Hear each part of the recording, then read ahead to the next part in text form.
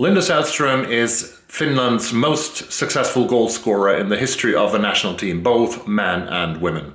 In the European qualifiers for 2021, which probably will be played 2022, she has scored 8 of 16 goals for her native Finland. She has played 10 seasons in Damallsvenskan in Sweden before she moved to Paris, where she played a very successful first season and signed a new contract for 2 more years. The new season is about to start next weekend in France. Well, Linda Sällström joins me now from Paris. Welcome to WoSo Talks.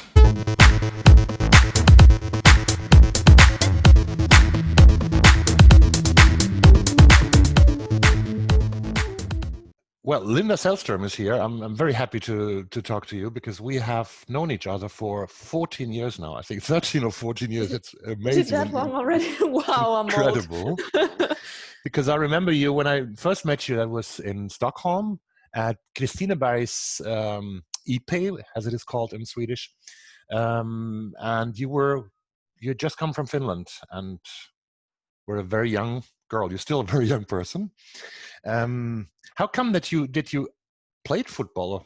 Because you are from Finland, which is a country that is known for excellent ski jumping, for winter sports, but not so much for football. Well, yeah, I don't know where to start. Yeah, I'm mostly just thinking now, wow, is it really that long ago, like 14 years ago? When did I get this old? But you are young. Okay, I'm still young. But yeah, I started playing in kindergarten with some friends, and I actually started in a boys team.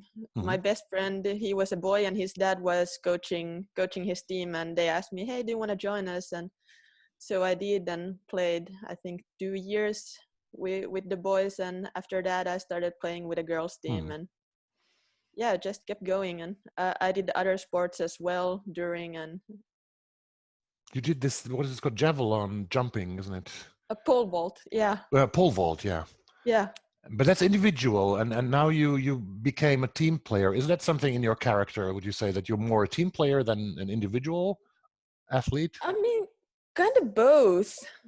I think I really like being in a team and having the team around me, but having doing an individual sports for so long, it has really helped me during my injuries when I've had to train a lot by myself, and then I was already used to that.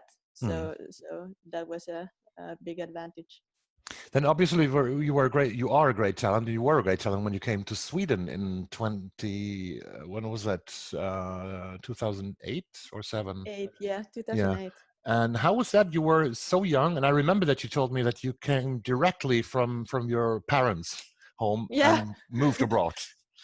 Yeah, I can say that I was quite spoiled as a child. Like when I moved to Sweden, I had never done my laundry myself. So like me. I moved to a foreign country, and I was like, okay, so now I have to start cooking by myself and doing laundry. How does that actually work? But yeah, and my friends were quite worried if I would survive. But here I am, still alive. I figured it out. And then you played, obviously, Djurgården, the team you played for in Stockholm, was a very good team at the time. They're still a good team, but at the time you came, they were a very good team.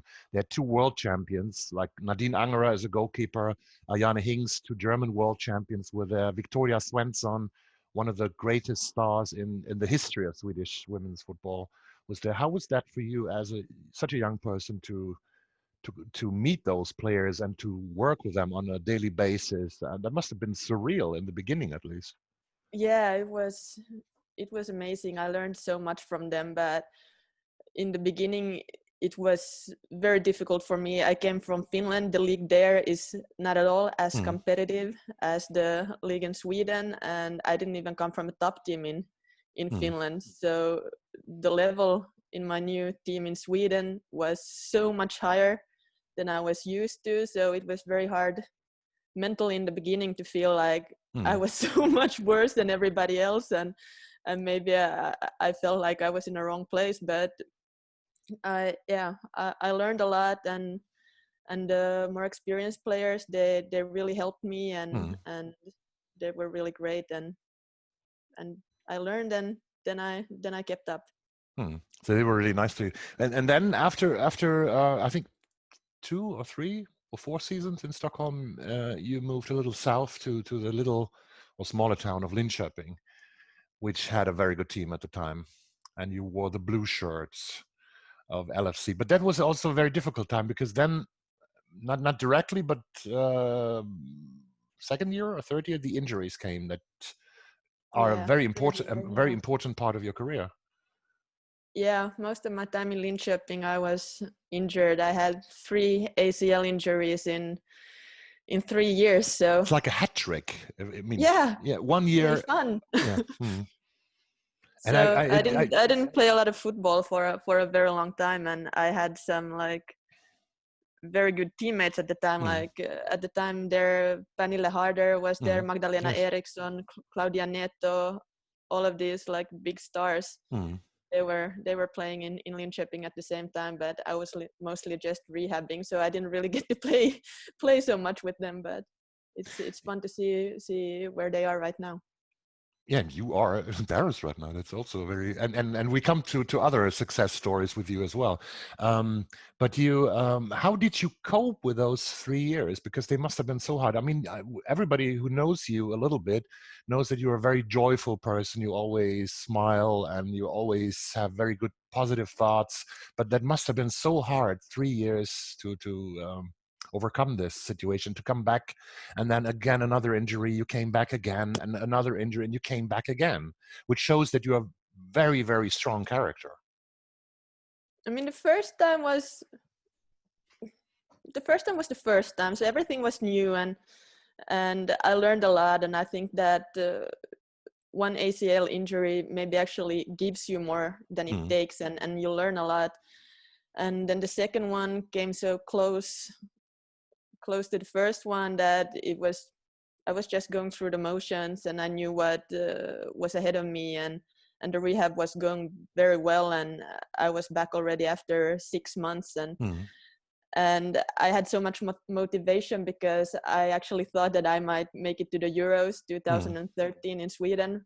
I had 4 months to get fit, but of course that was a little bit too ambitious. But yeah, but that really helped me mentally with the rehab, since I felt that there was a little bit of hope. Like I knew it was probably not going to happen, but at least there was this little spark of hope that gave me motivation. And once the Euros came, and yeah, I wasn't ready yet, but I was almost done with my rehab, so that was okay. But then a few months later, I tore the ACL of my other knee, and the third one was really hard. Like I felt the third time in such a short time, and now it was the other knee, and I started feeling like no matter what I do, I'm It's coming just getting back. injured. Yeah, my body doesn't really That work. was actually also the time when I thought, should I write to her and tell her to stop with football, because it comes back and back, but you didn't, and today we know in 2020 that was the right decision that you made. Yeah, now I'm really happy I didn't quit, but I thought about quitting, and would it have been my other knee, the right knee, for the third time, then I would definitely have quit. But now, since it was the other knee, it was kind of the first injury, and I felt like, okay, it's up to me if I want to come back, and for me giving up is I don't know. it wasn't an option. I thought that, okay, I will do the rehab and see if I still enjoy football after, and if I want to play after. But I didn't want to quit and then later regret that. Why didn't I give it my all and actually give it a last chance? And now I'm very happy I did, because yeah, I'm very, very It went happy so about well where I for am. you after these 3 difficult years, and that's so beautiful. That makes it a marvelous story. Your story, a marvelous story, I think. But then, of course, it was difficult to find a club that would sign you, because clubs think, okay, she had 3 ACLs, should we sign her? Very risky. But then you found Vittsjö. They contacted you, and Yeah. you had an amazing comeback there. Yeah, but not the first year. It took some time for me to come back after the 3 injuries. Of course, I wasn't back at the pitch after my third injury and playing amazing football. No way. It took some time. Like it took a few years before I reached a better level, and yeah, then it just clicked and in Vittsjö, and I scored some goals, and It's I with started many thinking goals. that You were one of the top scorers in Damallsvenskan at the time, yeah, for 2 years in a row, that before was you left Sweden good then. times. Yeah.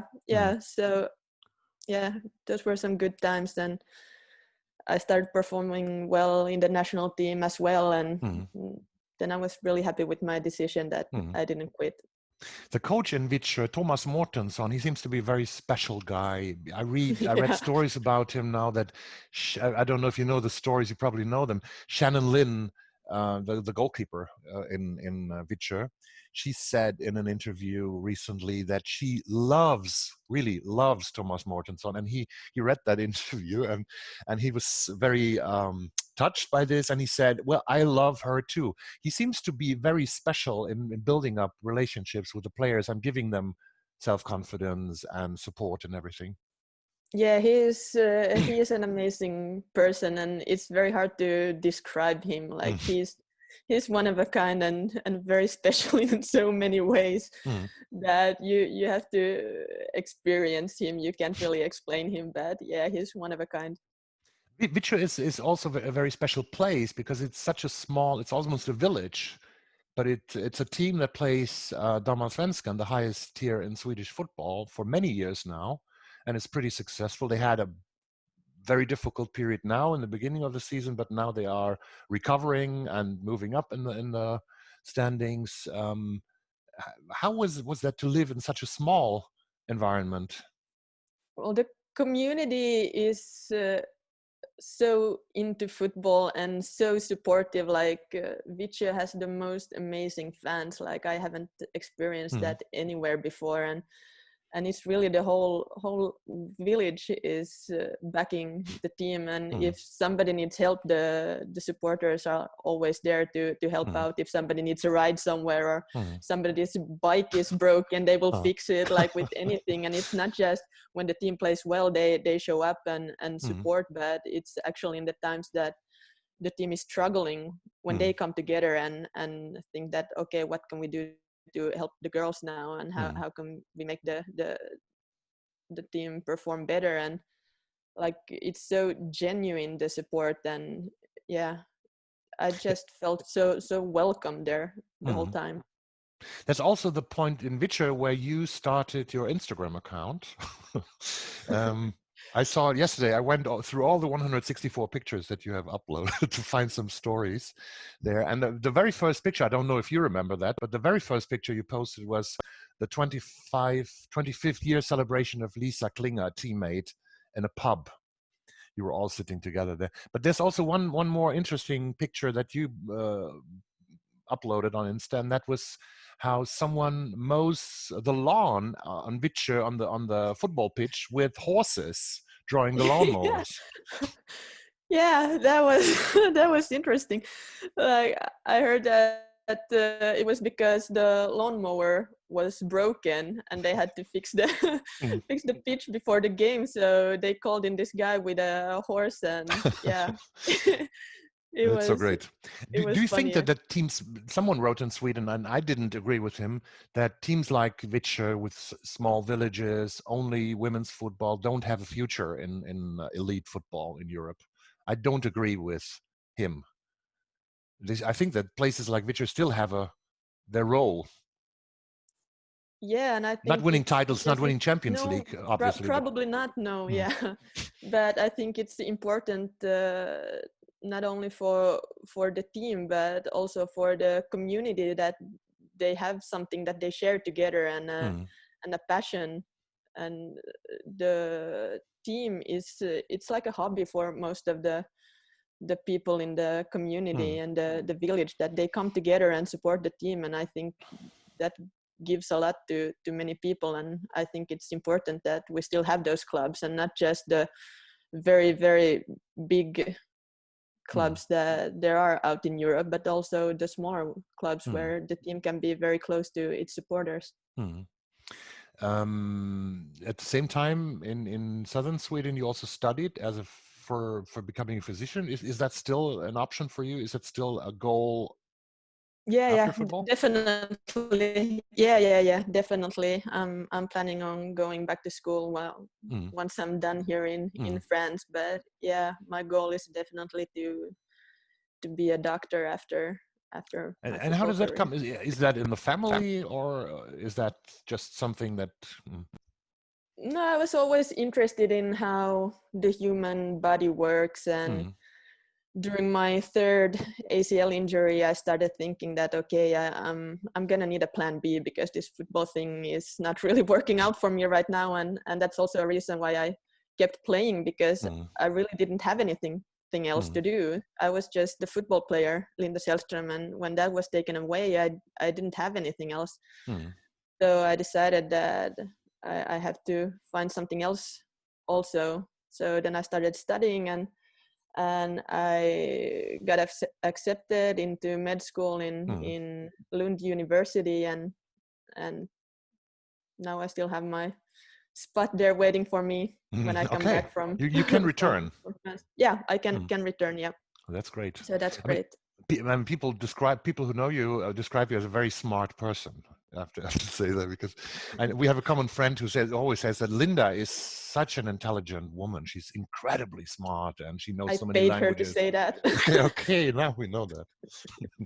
Yeah, but then one day, because you were very successful, apparently other clubs started calling or texting or whatever they do to reach you, and now you are in France. How did that come?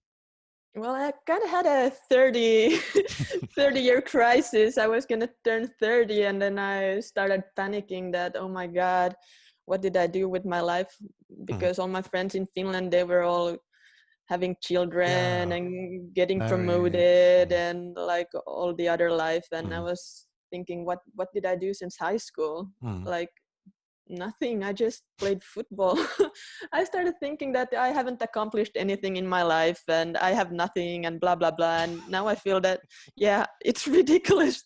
It's ridiculous, really. But yeah, that's what I felt. And then I thought that okay, I'm gonna go to Paris now, and at least I can say that I had an adventure. I lived a little. I lived a year in Paris and learned a new language. So this was going to be my little adventure for my third year. You didn't have French in school. Crisis. You studied German in school, didn't you? And you speak German quite and Spanish. good German. Yeah. And but this was something completely new. Was that the meaning, to do something completely new in a country where you don't speak the language? Because we have once, when we had contact, sometimes you mentioned Germany as an option. Maybe I go to Germany. Yeah, I was interested in going to Germany too, but some clubs turned me down because of my injury. Injury history. So then I ended up here in France, and I'm very happy I came here. I was only supposed to be here for a year, have a little adventure, and then go back to Sweden and go back to school. But now I'm just starting my third season here. Exactly. So it started. You started extremely successful. And in the first season was I think you scored 12 goals, and if you look at the standings of the other people the other ladies or women who scored more goals than you, they are playing for Lyon and PSG mostly. So that says something about you. But I had a very good start when I came here. I think I had some momentum still going from Sweden, where I played 2 seasons scoring a lot of goals, and then I could keep that momentum up when I came here. During the fall, I scored a lot of goals, and then in the spring maybe not so much, and then last season was a bit more difficult for me, and I had some injury problems and then Corona and everything, so it was a very weird season last year, but I hope I can score some goals again this season. I'm sure. When are you going to start? This Sunday. Lyon away. Okay. Yeah, against Lyon. Oh my God. Yeah, that was one question that I had noted. I told you before that I'm going to ask this. How is it to meet Wendy Renard?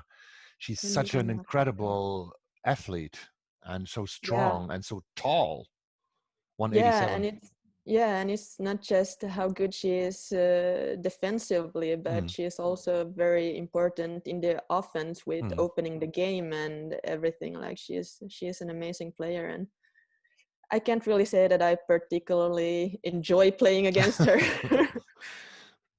But is it, do you have a special feeling when you meet players like this? I mean, Lyon and PSG are obviously, I think, two of the best teams in the world. And if you look at the Champions League now, my opinion was when PSG lost the semifinals to Wolfsburg. No, come on, yeah, to Wolfsburg. No, No, PSG lost against Lyon. I lost against. I'm sorry. I'm so sorry. But I thought that the way PSG played was extremely well, and comparing the level and exactly Barcelona was close in beating Wolfsburg. That's it. I think, and PSG is really level with Wolfsburg, I think, and with Barcelona. So you meet two of the best teams in the world on a regular basis now. Yeah, but I still think that Lyon is like Yeah, one step above everybody else. of course. PSG is a very, very good team, Mm. obviously, of course, but I feel like Lyon is in a class of their own. Mm.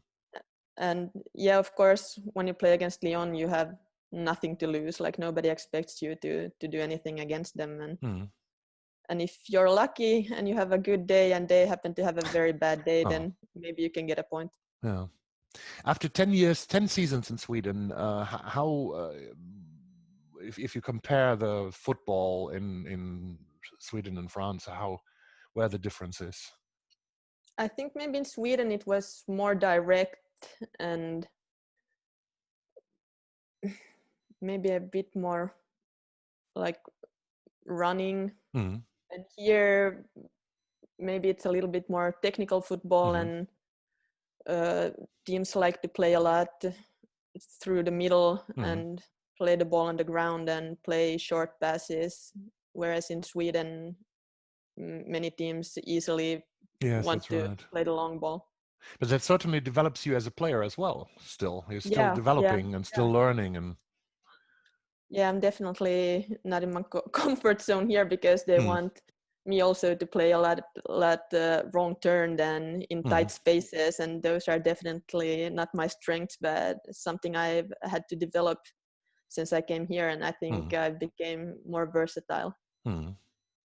So you said already you had a 1-year contract, and you made a little fun on Instagram. I think you when you signed the new contract for 2 years, you said that you love kissing on the cheek so much that you want to do it for 2 more years. But now kissing on the cheek is a no-go probably in Yeah. France. How do you cope with that? Well, I was being sarcastic with kissing on the No, cheek, of course I and my know. teammates are actually making fun and saying that Corona is something that the Finns invented, so that everybody would keep their distance, so that we Oh get my our God, social get to bullied. space. Yeah, Mm, because I enjoy my personal space, and for mm. me, starting to kiss people on the cheek all of a sudden was very, very bizarre. But do they really kiss on the cheek, or do they kiss air when they do Well, that?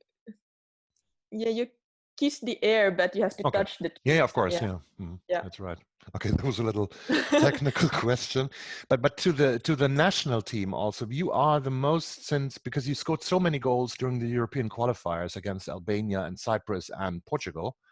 You scored in every game. You scored 8 of Finland's 16 goals, 50% in the qualifiers now. And that made you the most successful Finnish goal scorer of all times, those 8 goals, because now you have 45 goals. And I think Laura Kalmari, who held the old record, was 43 or something. Yeah, 42, I think, 42, 43, something like that. You are the most successful Finnish player in the history of Finnish football. More goals than Laura Kalmari and more goals than Yary Yeah. Litmanen. How does that feel? Yeah, surreal. Surreal. But yeah, I dreamt about that when I was younger, but it was something I stopped dreaming about during my rehabs, and I thought that's never gonna happen. But then all of a sudden, here I am. I scored some goals lately, and now I made Finnish history, and I'm super happy about that, and very proud. But still, I feel that Laura Kalmari, I still feel like she's in a category of her own. Like I can't compare myself to her or Anne Mäkinen. They were legends and on a whole other level. I just happened to score a few more goals than Laura, but for me, she is still the best forward of all time in Finnish football history. She has at least one thing that you don't have accomplished. I think she shook hands with Barack Obama. Because when she played for Sky Blue, I think in the United States, and they became champions, they were invited to the White House by Obama. True. So. But I've met Sauli Niinistö, the Yes, president exactly. of Finland, a few times. So yeah, that's also something. You were invited to the presidential palace in Finland on December 6th, which is the day of independence and the sort of the greatest society event in Finland you can go to. Yeah, it's true, and it's something the whole country stops, and then they watch on TV when all these people have been invited to celebrate the independence with the president. Exactly. 5 million people watch on TV when other people are shaking hands. They're just shaking hands, and everybody watches. And what is she wearing? What is he wearing? And I was so nervous. I was, okay, Linda, I was wearing heels, and I'm not very used to that. And I was like, okay, Linda, you woke up, you say Happy Independence Day, and then you keep walking. Happy Independence Day, keep walking. Okay, don't screw this up. 5 million people are watching. And then I came there, and he started talking to me. He remembered me and recognized me, and he asked me about my knees. That hey, are you healthy now? And of course, I wasn't prepared for this, so I just stammered like yes, and then I just kept going. And I was like, damn, why couldn't I be a little bit more cooler and just have a little chat there and be like, hey, I'm friends with the president. But But then afterwards, it must have felt good that he knew about you. He didn't just shake hands he shakes hands with like 1,000 people that evening, or even more than 1,000 people, and he remembered you and he knew you. Yeah, I've actually met him before. Okay. And he used to be the president of the FA in Finland. So okay, I didn't know that. Yeah, before he became the president of Finland, obviously. But yeah, he was the president of the FA for a while.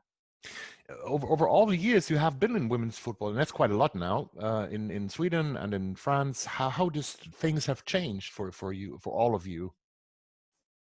In Finland, it's become a lot more equal, and you have equal pay with the guys? Yeah, so that's a very, very big thing, that we have the same contract as the men's national team, and we get the same bonuses and everything. And that was a very, very big step, because when I started, we didn't get anything, like zero. And I heard when the women's national team, they actually went to the quarterfinals in England. They went to semifinals. Yeah, semifinals 2005. Yeah, and when they made the Euros then and made the semifinals, I think they got a microwave oven. That's all they got. So things have definitely changed, and the media is writing a lot more, and yeah, it's been amazing to see where it's been going, and to get the support that we have from the men's national team also. It's meant a lot. I think you have said that you want, if Finland qualifies for the Euros, which probably will be in 2022, I think they haven't officially said it yet, then you absolutely want to play there in England. Yeah, that's my biggest dream that I have now, to play another big championship. And England is obviously on a great path now. Now they contracted Pernille Harder. They have Pernille Harder and Sam Kerr in the same team. That's incredible. Two of the best forwards in the world, and everything is looking at England. Lots of Americans are going there on loan. So of course it will be a great tournament in 2022. Yeah, a lot of things are happening in the women's football right now, and big clubs are investing on the women's side also. And I think the World Cup really did a lot, like to open the eyes of everybody to see that, hey, women can actually play football, and got great coverage in the whole world, and now FIFA and UEFA, they can't just ignore women's football anymore and say that nobody cares, because obviously there was so many spectators, and Yes. they can't just ignore women's football anymore, and they have to start investing also, and that the big clubs in Europe are investing, that also puts pressure on FIFA and UEFA, and I think it's a good thing. And your club, Paris FC, is probably also at least aiming at the third spot in the French league, because the third spot will also be eligible for the Champions League in France.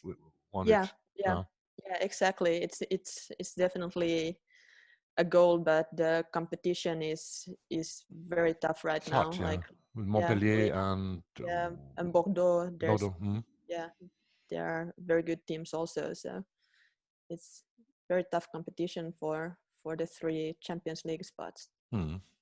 But you have a chance at least. Yep. What are you doing when you are not? I know that you are watching a lot of football. You still do that? No, I used to, but since I moved to France, I haven't really been able to watch any football. Not TV Champions League, whatever is on the TV. I don't have the channels. Well, they showed the Champions League final on regular TV, so at least I was able to watch that. But otherwise, I haven't been able to. So you're doing other stuff. What are you doing, if it's not a secret, when you're not training and playing and watching football? Eating baguettes, drinking wine, and chocolate. champagne. I knew that chocolate was a thing for you. Yeah. No, I well, now the French teacher is still on holiday, but we have French classes with the other foreigners from the team, so I do that, and then I go to Paris. But now, obviously, with the Corona, I don't do that as much anymore. But yeah, just live the French life here. But it's such a beautiful city. I was in Paris last November for the first time in many years, and I thought it was so beautiful to be there and to see life going on there. It's really it's something very, very special. Yeah, I fell in love instantly when I went to Paris for the first time. I actually never visited Paris before I moved here, so that was a quite big step to move to a country I've never visited before. But yeah, the first time I went to Paris, I was just blown away by how beautiful it is, and there's so much to see, and like the atmosphere with all the small brasseries and yes, exactly. There are thousands of them. Yeah, everybody having. Is that something you do, that you go to a brasserie, because you can sit outside in the times of Corona, can't you? And have an espresso or cappuccino or whatever you're drinking. It's very nice, and just walk around and enjoying the atmosphere, and of course it's very different now with the Corona. There's not really a lot of people anywhere, and everybody have to wear masks now, so it's quite different. But is that something that when you train and play football now, is that something that really bothers players in general? Because I was thinking when you play other teams and you all do your tests once a week, you told me, but you never know, and you're standing together with players from other teams when there's a corner, for example, and you're breathing heavily because you ran for like 50-60 minutes. But can you sort of forget that when you play? Yeah, I haven't been thinking about that during training or anything like that. We get tested every week, and so far nobody on our team has been positive, and that's a good thing. So, but we have strict rules about when we have to wear when we come to the clubhouse, we have to wear a mask, but during training we don't use masks.